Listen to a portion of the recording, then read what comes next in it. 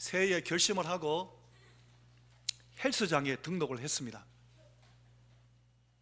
그래서 첫날은 아주 열심히 신나게 러닝머신도 달리고 운동기구로 열심히 했습니다. 둘째 날 몸이 막 뻐근하고 막 힘든 겁니다. 그런데도 작심삼일하면 안 되지 그러면서 또 둘째 날에도 나갔습니다. 셋째 날 되니까 근육통이 막 오는 겁니다. 그래도 참고 헬스장에 나갔습니다. 넷째 날 아침에 딱 일어났는데 거울을 일단 한번 봤습니다. 한 사흘 했는데 몸이 좀 바뀐 게 있나? 바뀐 게 하나도 없는 겁니다. 그래서 이 사람이 결심을 했답니다. 하나님이 내게 주신 몸을 있는 그대로 사랑하자. 그리고 헬스장에 안 나갔답니다. 뭐든지 지속적으로 계속하는 것이 쉽지 않습니다. 우리가 신앙생활을 하는 것도 그렇습니다. 우리 신앙생활은 단기전이 아니라 일평생 달려가야 하는 길이기 때문에 그래서 신앙생활이 어렵습니다. 오늘 성경은 우리 일평생 달려가는 신앙생활이 바로 평생 달려갈 경주라고, 믿음의 경주라고 표현하고 있습니다. 그런데 이 믿음의 경주를 달려가는데 장애물도 있고, 그리고 어려움도 있고, 징계도 받고, 그리고 고난도 당할 수 있다는 것을, 그걸 알기 때문에 우리가 믿음으로 달려가는 그 경주에 있어서 고난을 당할 때, 그때 그걸 어떻게 할 것인가? 고난을 당할 때 그것을 고난으로 여기지 말고 하나님이 주시는 징계로 알라고, 그리고 그것을 하나님이 주신 징계이기 때문에 끝까지 잘 인내함으로 잘 달려갈 것을 설명하고 있습니다. 성도가 말씀대로 살아가는데 그럼에도 불구하고 고난이 있다는 겁니다. 환난이 찾아오고 장애물 경기처럼 장애물이 앞에 놓일 수 있고, 큰 태산이 가로막을 수도 있고, 깊은 골짜기가 앞에 놓일 수도 있습니다. 그때 어떻게 해야 할까? 오늘 히브리서 기자는 거기에 대하여서 대책을 내놓고 있습니다. 세 가지를 기억하라고 이야기합니다. 첫 번째는 하나님의 말씀을 기억하라고. 성도가 인생의 믿음의 경주를 달려가다가 환난을 만나거든, 그때 하나님의 말씀을 기억하라고. 자, 오늘 말씀을 볼까요? 5절과 6절입니다. 함께 읽겠습니다. 또 시작. 또 아들들에게 권하는 것 같이 너희에게 권면하신 말씀도 잊었도다. 일러스되 내 아들아, 주의 징계하심을 경히 여기지 말며 그에게 꾸지람을 받을 때에 낙심하지 말라. 6절. 주께서 그 사랑하시는 자를 징계하시고 그가 받아들이시는 아들마다 채찍질 하심이라 하였으니. 5절 다시 띄워주십시오. 중간 뒷부분에 보면 하나님의 징계로 보라는 겁니다. 어떤 고난에 맞닥뜨리더라도 그 고난을 하나님의 징계로 받아들이고 그 징계하심을 경히 여기지 말라.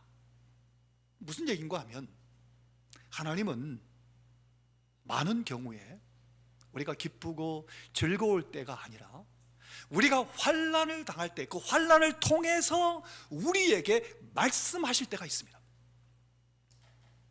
환난을 통해서 우리에게 교훈하실 때가 있습니다. 그래서 환난을 맞닥뜨리는 겁니다. 그래서 환난을 당하거나 하나님의 징계를 당할 때 그것을 가볍게 여기지 말고, 또 그 다음에 반대로 뭐라고 말씀하셨습니까? 그에게 꾸지람 받을 때에 낙심하지 말라. 우리는 환난을 맞을 때 낙심할 때가 있습니다. 하나님이 나를 버리셨나? 혹시 하나님이 안 계신 것은 아닐까? 라고 생각할 수 있습니다. 거기에 대해서 이야기하시는 겁니다. 하나님께 꾸지람을 받고 고통을 당하고 고난을 만날 때 낙심하지 말라고, 그것을 이야기하고 계십니다. 왜 낙심하지 않아야 되냐 하면 고린도전서에 보면 거기에 대한 이유를 설명하십니다. 고린도전서 10장에 보면 13절에 이렇게 말씀하셨습니다. 사람이 감당할 시험 밖에는 너희가 당한 것이 없나니 하나님은 미쁘사 너희가 감당하지 못할 시험 당함을 허락하지 아니하시고 시험 당할 지점에 또한 피할 길을 내사 너희를 능히 감당하게 하신다. 사랑하는 성도 여러분, 고난을 맞닥뜨릴 때, 시험 당할 때 낙심하지 마십시오. 우리가 감당할 시험을 하나님이 주신다는 겁니다. 감당하지 못할 시험 당함을 허락하지 아니하신다고. 시험 당할 때 피할 길을 내시니까 낙심하지 마십시오. 그 다음에 또 아까 6절에 보면 주께서 사랑하시는 자를 징계하신다 그랬습니다. 하나님이 사랑하시기 때문에 우리를 고난 속에 몰아넣으신다는 겁니다. 사랑하니까 그것을 기억하라는 겁니다. 하나님이 때로는 내가 좋아하는 세상의 돈, 명예, 자랑거리들 이거를 빼앗아 가실 때가 있습니다. 그때도 낙심하지 말라는 겁니다. 그때도 하나님을 신뢰하라는 겁니다. 하나님은 그것을 통해서 내게 주시는 메시지가 있습니다. 그것을 들으라는 겁니다. 부모가 자녀를 사랑하기 때문에 그 속에 있는 고집과 거짓과 나쁜 것을 징계하는 것처럼 하나님도 우리를 바꾸시기 위해서, 우리를 고치시기 위해서 하나님이 그렇게 의도적으로 고난 속에 몰아넣을 수 있다는 겁니다. 심지어 하나님 때문에 고난당할 때도 있습니다. 마태복음 보면 예수님이 이 얘기 하셨는데요, 마태복음 10장 22절에 보면 함께 읽어볼까요? 또 너희가 시작, 또 너희가 내 이름으로 말미암아 모든 사람에게 미움을 받을 것이나 끝까지 견디는 자는 구원을 얻으리. 혹시 예수 믿는 것 때문에, 예수님 말씀으로 살아가는 것 때문에 세상에서 미움받을 때도 있습니다. 그때 내가 하나님의 가족이구나, 이거를 생각하라는 겁니다. 예수님 때문에 내가 화살을 맞을 때, 예수 그리스도를 증거하고 예수 그리스도의 말씀대로 살아갈 때, 그것 때문에 내가 세상의 미움을 받을 때, 마태복음 5장에 보면 예수님이 그렇게 얘기하셨죠. 기뻐하고 즐거워하라고. 너희의 상이 큼이라 하셨습니다. 사랑하는 성도 여러분, 내가 시험당하고 고난당하고 어려움을 당하고 역경을 만날 때 이 하나님 말씀을 기억하시기를 예수님 이름으로 축원합니다. 그 다음 두 번째로 오늘 본문의 7절에서 9절에 이렇게 말씀하십니다. 같이 읽어보겠습니다. 너희가 시작, 너희가 참음은 징계를 받기 위함이라 하나님이 아들과 같이 너희를 대우하시나니 어찌 아버지가 징계하지 않는 아들이 있으리요. 징계는 다 받는 것이거늘 너희에게 없으면 사생자여 친아들이 아니니라. 9절, 또 우리 육신의 아버지가 우리를 징계하여도 복종하며 살려하지 않겠느냐. 두 번째는 하나님께서 돌보심을 기억하라는 겁니다. 왜요? 하나님이 아버지니까. 너희는 아들이니까, 너희는 하나님의 자녀니까 내가 돌보겠다 라고 지금 이야기하시는 겁니다. 어떤 시험을 당해도, 어떤 고난을 당해도 성도 여러분, 때로는 내가 잘못해서 고난당할 때도 있습니다. 내가 전혀 납득하지 못하는 고난을 만날 때도 있습니다. 그럴 때 오늘 이 말씀을 기억하십시오. 하나님의 돌보심을 기억하십시오. 왜요? 하나님은 나의 아버지니까. 오늘 본문에 하나님이 너희는 아들이다, 아들과 같이 여겨서, 하나님의 징계가 없다면 사생자다, 진짜 아들이 아니다 라고 지금 얘기하시는 겁니다. 고난이 맞닥뜨릴 때 하나님이 나의 아버지이기 때문에 낙심할 필요가 없는 겁니다. 그 하나님을 바라보는 겁니다. 하나님이 결국에는 나를 돌보시고 고난마저도 내게 복이 되게 만드신다는 겁니다. 거기 보면 이렇게 말씀하셨습니다. 7절에 보면 하나님의 아들과 같이 너희를 대우하신다. 하나님의 아들과 같이 너희를 대우하신다. 그러니 하나님의 아들과 같이 대우하시는데 가만히 내버려 두겠습니까? 하나님 보호하시고 지키시고 고난을 통해서 하나님께서 우리에게 은혜를 더하여 주시는 겁니다. 그때 나는 하나님의 가족이야, 난 하나님의 아들이야, 난 하나님의 딸이야, 이렇게 여기시라는 겁니다. 그 다음에 7절 또 뒷부분에 보면 아버지가 징계하지 않는 아들이 있으리요 그랬습니다. 징계가 없으면, 사실 우리도 그렇지 않습니까? 아이들이 키워보면 아이가 잘못할 때 거기서 책망하지 않으면 이 아이가 계속 그게 옳은 줄 알고 그 길로 가버리는 겁니다. 그래서 때로는 자녀들에게 오늘 우리는 어떻게 합니까? 성숙에 이르도록 징계하는 것처럼, 그래서 미성숙하지 않도록, 유치하지 않도록, 전혀 개발되지 않고 그대로 머물러 있지 않도록 그렇게 자녀를 징계하는 것 같이 하나님 아버지도 우리를 그렇게 아들이기 때문에, 하나님의 자녀이기 때문에 징계하신다는 것을 기억하라는 겁니다.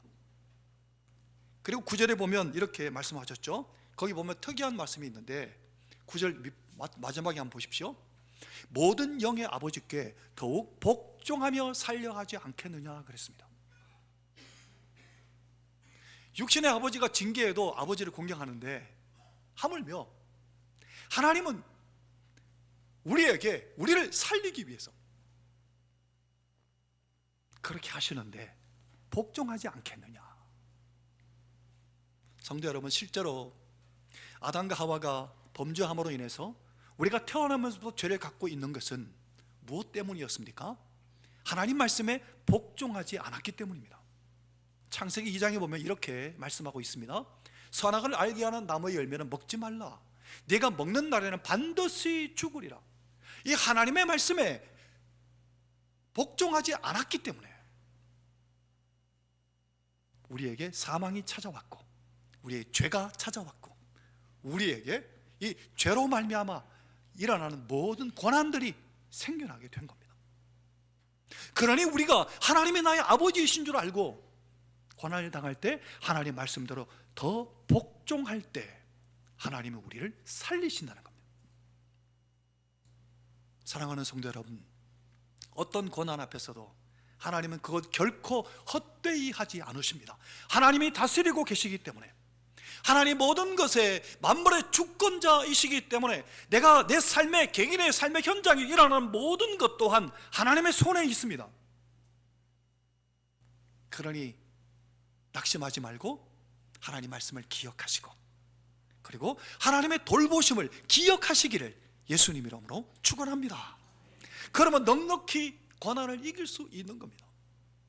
그 다음 세 번째, 오늘 본문의 10절과 11절에 이 얘기를 하셨습니다. 같이 읽어보겠습니다. 그들은 시작. 그들은 잠시 자기의 뜻대로 우리를 징계하였거니와 오직 하나님은 우리의 유익을 위하여 그의 거룩하심에 참여하게 하시느니라. 11절. 무릇 징계가 당시에는 즐거워 보이지 않고 슬퍼 보이나 후에 그로 말미암아 연단받은 자들은 의와 평강의 열매를 맺느니라. 아멘.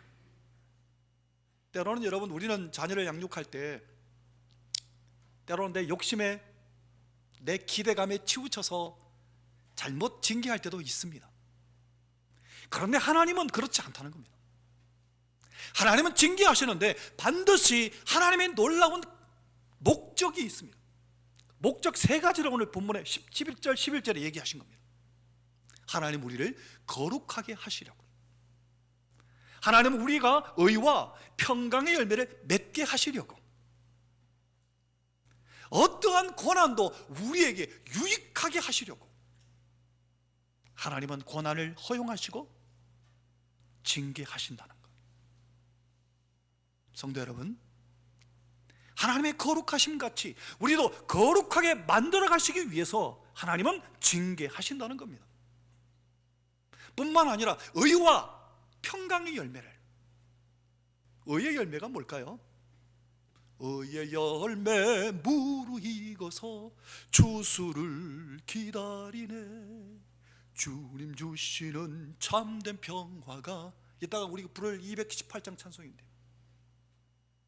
하나님의 징계는 우리로 하여금 의의 평강의 열매를 맺게 하기 위한 하나님의 목적이 있습니다. 의가 뭡니까?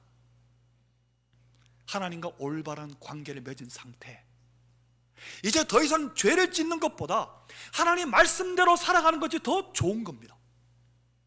그 상태가 된 게 의의 열매를 맺은 겁니다. 그전에는 죄 짓는 게 더 재밌었는데 이제는 말씀대로 살아가는 게 더 재밌는 겁니다. 이 상태가 의의 열매를 맺은 상태입니다.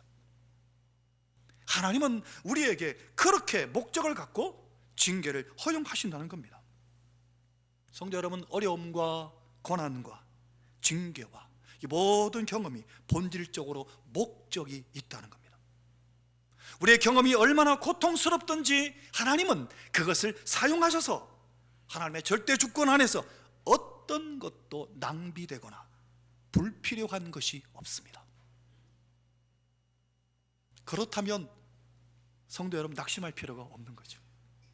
어떤 어려움에 맞닥뜨려도 하하 웃을 수 있는 겁니다. 어떤 고난에 맞닥뜨려도 아하, 이걸 통해 하나님이 나를 거룩하게 하시고 의와 평강의 열매를 맺게 하시는구나, 하나님이 나를 돌보시는구나, 나는 하나님의 가족이구나, 그래서 넉넉하게 고난을 이길 수 있다는 겁니다. 사랑하는 성도 여러분, 오늘 이 말씀대로 그대로 믿음으로 받으시기를 예수님 이름으로 축원합니다. 성도 여러분, 우리는 세상적으로 성공하지 못하고 때로는 믿음으로 살아가는 것 때문에 세상에서 실패할 때도 있습니다. 그럴 때면 정말 억울합니다. 그래가 우울증도 생기기도 하고 비만이 되기도 하고 잠 못 자는 불면증이 오기도 합니다. 그런데 성도 여러분, 그 고비를 잘 이겨내 보십시오. 하나님의 말씀을 기억하고 하나님의 돌보심을 기억하고 하나님의 이거 목적을 기억하고 그 하나님께 집중하게 되면 어떤 일이 벌어지냐면 하나님이 자꾸 눈물을 주십니다. 자꾸 울게 하십니다. 내 삶이 억울한 것 때문에 울게 하시고 성령이 내게 임하셔서 울게 하시고 자꾸 눈물이 나는 겁니다. 그런데 이상하게도 말씀이 꿀과 꿀송이보다도 단 겁니다. 너무 단 겁니다. 말씀을 펴서 읽어도 너무 달콤하고 말씀을 들어도 너무 달콤한 겁니다. 성도 여러분, 그러면 잘 이기고 계시는 겁니다. 그래서 결국 하나님은 의의 열매를 맺게 하시는데, 의의 열매를 맺게 되면 죄 짓는 것보다 말씀에 순종하는 것이 더 좋게 된다 그랬잖아요. 그 결과가 어떻게 되느냐, 11절 12절 이렇게 말씀하셨습니다. 12절 13절입니다 읽으면서 설명할게요. 그러므로 피곤한 손과 연약한 무릎을 이렇게 세우고, 고난당하면 피곤한 손과 연약한 무릎이 되지 않습니까? 그걸 다시 이렇게 세우고 다시 달려갈 힘을 얻게 된다는 겁니다. 어떻게 해요? 내게 의의 열매가 맺혀지면. 그 다음 13절, 너희 발을 위하여 곧은 길을 만들어. 이 표현은, 곧은 길을 만든다는 표현은 내 삶에 잘못된 습관을 끊어내고 올바른 습관을 갖추기 시작한다는 겁니다. 올바른 말씀이 선포되고 올바른 권면과 올바른 하나님의 말씀이 선포될 때 그 말씀을 듣고 그 말씀대로 살아가게 된다는 겁니다.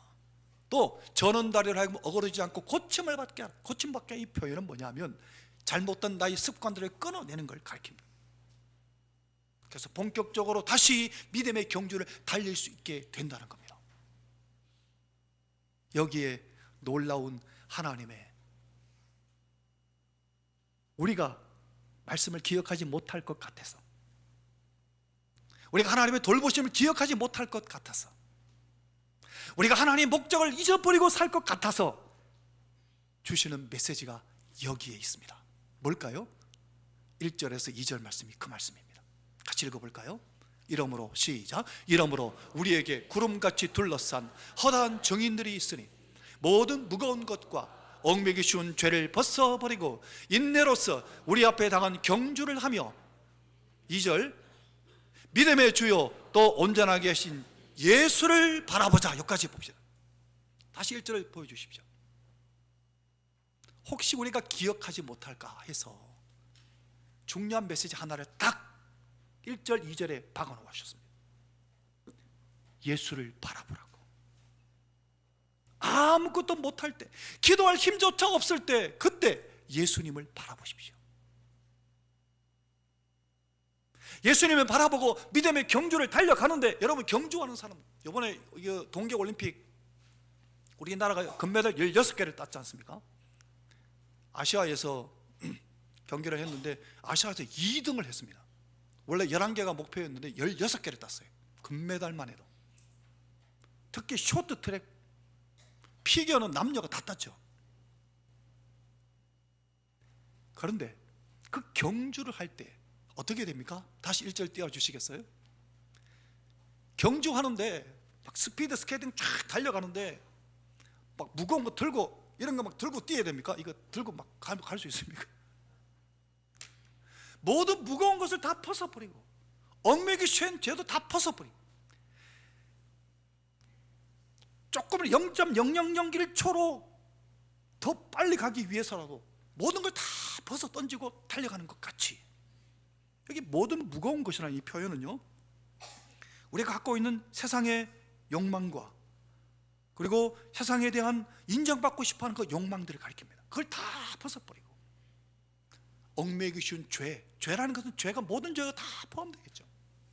그 모든 죄를 다 벗어버리고 달려가는 겁니다. 어떻게 달려갑니까? 2절 앞부분에 믿음의 주요 또 온전하게 하시는 이 예수를 바라보자. 우리는 부족하고 연약해서 똑바로 못 뛸 수 있습니다. 그런데 주님께서 다 경험하셨기 때문에, 주님이 하나님의 보좌 우편에서 대제사장으로 계시기 때문에, 그분이 우리를 온전케 하시기 때문에 함께 그분이 뛰시니까 그분을 바라보라는 겁니다. 내 혼자 막 뛰는 줄 알았는데 보니까 예수님이 옆에 같이 뛰고 계시거든요. 그 예수님 보라는 겁니다. 내 안에 예수님 계시거든요. 그 예수님 보고 달려가라는 겁니다. 그럼 넉넉히 우리는 이 믿음의 경주를 끝까지 달려갈 수 있다는 것을 오늘 성경이 말씀하시는 겁니다. 사랑하는 성도 여러분, 이 세상에 태어난 사람은 태어난 것 자체가 기회입니다. 그러나 또 반대로 자칫 잘못하면 태어난 것이 불행이 될 수도 있습니다. 그런데 돈을 벌고 학문적으로 성공하고 정치적으로 유명하게 되는 것, 그게 인생의 성공일까요? 아닙니다. 가장 중요한 것은 예수 그리스도를 만나서 하나님을 믿고 죄 씻음을 받고 구원을 받는 것이 인생의 최고의 성공입니다. 구원의 문제는 전혀 해결하지 않은 채 돈과 학문과 성공하는 것은 스스로 속는 겁니다. 진짜 성공은 예수 그리스도 안에 들어가고 예수 그리스도와 더불어 이 믿음의 경주를 달려가는 겁니다. 이 사람이 진짜 성공한 사람입니다. 내게 주어진 이 믿음의 경주를 예수를 바라보므로 넉넉히 이기고 승리하시기를 예수님 이름으로 축원합니다. 이야기 하나 하고 말씀을 마치겠습니다. 미국의 부자지간의 이야기가 한때 영상에 막 히트쳤던 적이 있었습니다. 호이트라는 부자인데요, 아들 이름은 릭 호이트고 아버지 이름은 딕 호이트입니다. 딕 호이트 아버지와 릭 호이트 아들의 이야기인데, 릭 호이트는 뇌성마비로 태어날 때부터 뇌성마비로 걸을 수 없었습니다. 그런데 어느 날 이 릭 호이트 아들이 아버지에게, 아버지, 나도 마라톤을 좀 뛰고 싶어요 라고 요청을 했습니다. 그래서 아버지 딕 호이트가 결심했습니다. 내 아들이 할 수 없다면 내가 대신 뛰게 하자. 그래가 그날부터 아버지가 막 훈련을 해가 아들을 휠체어 태워가 휠체어를 끌면서 마라톤을 완주했습니다. 한 번만이 아니라 1000번을 했답니다. 그리고 철인 3종 경기도 참여합니다. 철인 3종 경기를 하는 건 수영, 자전거, 달리기 다 있는데, 수영할 때 아들을 작은 배에 태워가 끌고 가기도 하고 밀고 가기도, 막 수영하면서 밀고 끌고, 자전거 탈 때 그 자리에 특수한 의자를 만들어가 거기다 아들 태워가 자전거를 막 타고, 달릴 때 휠체어를 밀며 완주했다고 합니다. 아들 때문에. 아버지가 감동적이지 않습니까? 성도 여러분, 하나님 아버지는 이보다 더합니다. 하나님 아버지 지금도 살아계셔서 내 안에 계시고 내 옆에 계시고 지금 이 자리에 하나님 아버지가 계셔서 우리의 삶의 현장에 함께 하나님이 하셔서 함께 뛰고 함께 걷고 함께 밀고 함께 당겨주시고, 그 하나님이 나와 함께 하십니다. 그러니 어떤 순간에도 하나님은 우리를 포기하지 않으십니다. 왜요? 그래서 사랑하는 독생자 아들을 죽기까지 내어주셨습니다. 그분이 우리를 위해 뭔들 못하시겠습니까? 그 하나님을 바라보고 그 예수 그리스도를 바라보고 살아가는, 어떤 고난 앞에서도 아, 하나님이 징계하시는구나, 히브리서 12장 말씀을 기억하고 잠언 3장 11절 12절 말씀을 기억하고, 아, 하나님이 나를 돌보시는구나, 하나님 나의 아버지지, 하나님 결국에는 나를 거룩하게 하시고 하나님 결국에는 내게 의와 평강 열매를 맺게 하시는구나, 그것을 기억하고 예수를 바라보므로 넉넉히 이기고 승리하시기를 예수님 이름으로 축원합니다. 다 일어나셔서 찬송하겠습니다.